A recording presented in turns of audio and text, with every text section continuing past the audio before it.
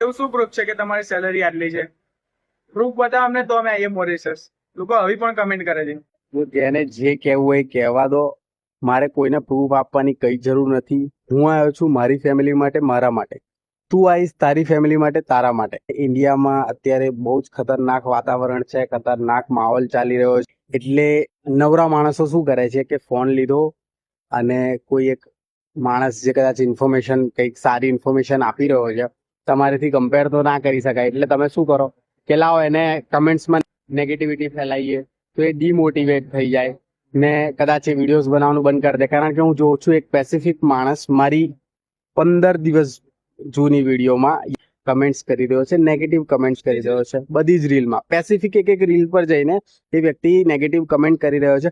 તો માની શકીએ છીએ કે માણસની મેન્ટેલિટી જેવી હોય કંઈક ને કંઈક કોઈને ડિમોટિવેટ કરવાની.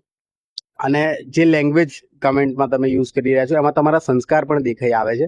એટલે હું સમજી શકું છું કે તમે કઈ રીતના અપબ્રિંગિંગમાંથી બહાર આવ્યા છો.